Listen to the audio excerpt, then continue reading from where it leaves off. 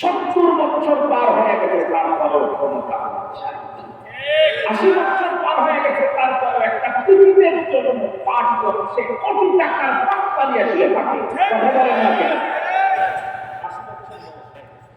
70 বছর পার হয়ে গেছে, চেয়ারা মারছে, চেয়ারা পাওয়ার টাকা পয়সা, গাড়ি বাড়ি, এক কোটি বিল কারখানা ইন্ডাস্ট্রিতে পিছনে ছুটছে, বলে করতেছে এটাই দুনিয়া, এটাই দুনিয়া, এটাই সব, এটাই সব। চলতে চলতে হঠাৎ করে একদিন আজরাইলের সাথে আমি বলি নাই, আমার রব বলেছেন, আল্লাহর কোরআনে আল্লাহ বলেন, আল্লাহ মুত্তাকাতুন হাত্তা মাকাবির, সম্পদ আর টাকা চেয়ারা পাওয়ারের পিছনে তো ছুটা শুরু হলো। ভাবলো এটাই বুঝি সবকিছু, ছুটতে ছুটতে ছুটতে ছুটতে হঠাৎ করে আজরাইল ঢুকে পড়লো। খুব ভালো করে বুঝবেন, আজরাইল তো প্রেসিডেন্ট পার্কের ভিতরে ঢুকতে পারে না, অনুমতি নাই। কিছুই বলেন না। আজরাইল প্রেসিডেন্ট পার্কের ভিতরে ঢুকতে পারবে, অনুমতি আছে? প্রধানমন্ত্রী করছিল আমার কার্যালয়, কোন ভবনার বন্ধ ভবনার হাওয়া ভবনের পর আজরাইল ঢোকার পারমিশন নেই। আর একটু করে বলেন, তামাম পৃথিবীর সবচেয়ে বড় দল আমেরিকার প্রেসিডেন্টের নামে অনুমতি ছাড়া তো আজরাইল ঢোকার কোনো পারমিশন নেই। তার কাছে আজরাইল ঢুকতে পারমিশন লাগে নাকি? বাসর করে আজরাইল ঢুকতে কোনো পারমিশন লাগে নাকি? বউবাচ্চার অনুষ্ঠানে আজরাইল ঢুকতে কোনো পারমিশন লাগে নাকি? লাগে না। বরং কোরআনে হাকিমে আল্লাহ পাক আমাদেরকে আগে বলে দিয়েছেন, লিকুল্লি উম্মাতিন আজাল ইযা জাআ আজালুহুম লা ইস্তাখিরুনা সাআতান ওয়া লা ইস্তাকদিমুন।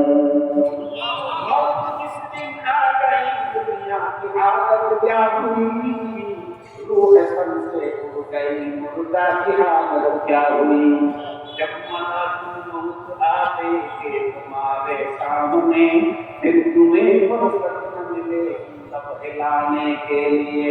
बाप भाई नाबुहिन पर संदसन और यादगार, आशिकों माशूकों का बंदाए खिदमत गुजार, काम आने का नहीं हर एक काम हो जाएगा,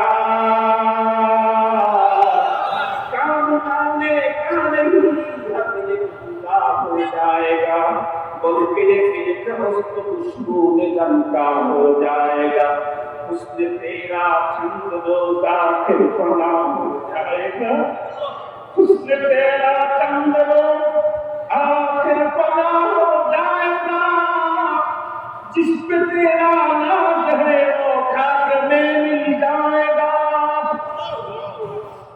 যার উপরে আমার আপনার অহমিকা দাম্ভিকতা গরব এগুলি তো একদিন মাটির সঙ্গে মিশে যাবে। সুন্দর চেহারা, আমার দুনিয়ার বুকে পাগল করার মতো সুন্দর চেহারা, এটাও একদিন মাটির সঙ্গে মিশে যাবে। বিশ্বাস যদি না হয়, বাংলাদেশের স্বাধীনতার স্থপতি যিনি দেশটাকে শাসন করার জন্য, স্বাধীন করার জন্য জীবনের লম্বা টাইম পর্যন্ত কারাগার ভোগ করেছেন বঙ্গবন্ধু শেখ মুজিবুর রহমান। জীবনের ঝুঁকি নিয়ে লম্বা টাইম নিজের হায়াত কারাগারে বন্দী কাটাইলেন, অথচ দেশ স্বাধীন করার পরে 10 বছর 15 বছর দেশের মজা নিতে পারলেন না। কবরটা খনন করলে তার একটা হাড্ডি পর্যন্ত খুঁজে পাওয়া যাবে না। মুসলমান ভাইরা আমার, শুধু কি তাই, বাংলাদেশের স্বাধীনতার ঘোষক শহীদ রাষ্ট্রপতি জিয়াউর রহমান, তার কবর খনন করলে তার মানুষের একটা ছাপ পর্যন্ত মিলবে না। বাংলাদেশের আলেম শিরোমণিদের ভিতরে অন্যতম হাফিজ মুহাম্মদুল্লাহ হাফিজ রহমাতুল্লাহ আলাইহি মুস্তাফা কালাই কুসুতো যারে একদম কাছাকাছি থেকে বারবার যখন গুলি করতেছিল, রব্বে কারীম তার শরীরে একটা গুলিও লাগাতে দেয় না, একটা গুলিও লাগাতে দেয় না। একটু কোনো কিছু কোথাও আজকে দুনিয়াতে নাই। আমরা যারা এখানে আছি, একজন দুনিয়ায় থাকবো, একজন দুনিয়ায় থাকবো, সমস্ত বংশরা যারা আছি বলেই যাবো, হয় আজ না হয় কাল, না হয় 5 বছর পরে আমার খবর তুলি, আমার পরবর্তী পরবর্তী প্রজন্ম যদি বলে আমার দাদা যান, আমার বুড়া দাদা ছিলেন এত বড় বড়, কবর থেকে খনন করে দাদার হাত দিতে একটু দেখি, পাওয়া যাবে নাকি? পাওয়া যাবে নাকি? পাওয়া যাবে না। আমার মাটির সঙ্গে মিশে যাব। এই জন্য ভালো করে মনে রাখতে হবে, অল্প সময়ের হায়াত নিয়ে দুনিয়াতে আসছি। আল্লাহ পাকের পয়গম্বর বলেছেন, আদ-দুনিয়া মাতাআতুল আখিরা, দুনিয়াতে এসেছি বাড়ি গাড়ি নারী চেয়ার পাওয়া দম্ভিকতা আর বন্ধুরা আমার ক্ষমতা দেখাবার জন্য না। আল্লাহ আমাকে দুনিয়াতে পাঠাইলাম দুনিয়ায় অল্প টাইম দিয়ে অল্প সময়ে তুমি কিছু কাজ করে পরকালে পুঁজি করে আসো, মৃত্যুর সময় তোমাকেই তোমার জান্নাত দেখায় দেওয়া হবে।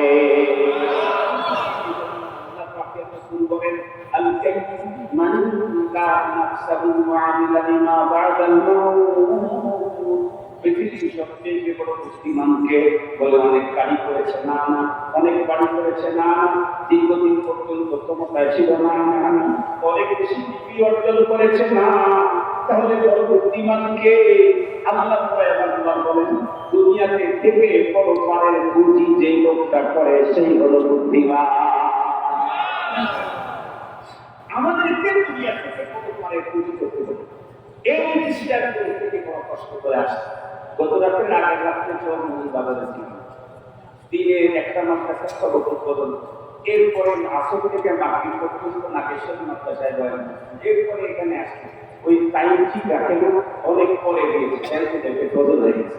আমি তো অসুস্থ মানুষ, সারা রাত ঘুম হয় নেই, পরে গতকাল কালকে সারা দিন খারাপ আছে, বয়ানে গেছি বয়ান না করতে পারছি, এই শক্তি আমার নাই। আলহামদুলিল্লাহ গত রাত ঘুম বলতে সকালে একটু ঘুম হয়েছে, আজকে আল্লাহ তাআলা এখানে নিয়ে আসছেন, আজকে শরীরটা অনেকটাই স্বাভাবিক আছে। যে কথা বলতে চাই, এই যে লম্বা রাস্তা কষ্ট করে আসলাম কিসের জন্য? টাকার বান্ডিলের জন্য? টাকার বান্ডিলের জন্য আসি নাই, এসেছি হলো কোনো পাবে পুঁজি করার জন্য।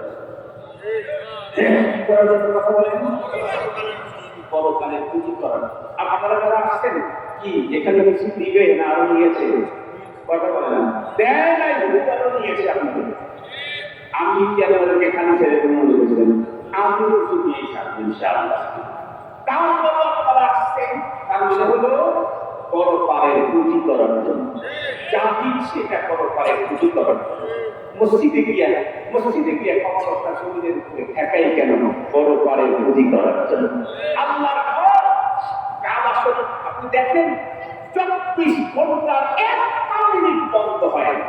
রাজাও গিয়া ঘরে চতুর্দিক দেখানি করে, প্রজাও করে, পীরও করে, মুরিদও করে, মন্ত্রীও করে, এই বাংলাদেশিও করে, পাকিস্তানিও করে, সৌদি সাহেবরাও করে। কেন? ঘুরলেই পুঁজি বাড়ে। সুবহানাল্লাহ বললেন না? সাতবার ঘুরলে একটা কম, অনেক নেকি। সাতবার ঘুরলে একটা কম, অনেক নেকি। কেন? তাকায় থাকলেই পুঁজি বাড়ে, নেকি বাড়ে। সুবহানাল্লাহ বললেন না? মুখের ভিতরে দাড়ি লম্বা করে রাখছে কেন? কথা বলেন না কেন? ঘুমায়া থাকলেও পুঁজি পায়। দাড়ি লম্বা ও ঘুমায় থাকলেও অনেক হয়। আর যে দাড়ি কেটে ফেলেছে ও ঘুমায় থাকলেও ঘুমায়। আমরা ইনশাআল্লাহ আখিরাতে পুঁজি করবো তো ইনশাআল্লাহ। এখন থেকে দেখা যাক, এখন থেকে এই প্রতিষ্ঠানের জন্য কে কতটুকু দিতে পারেন দেন, আমিও কিছু দিচ্ছি। তারা প্রত্যেকে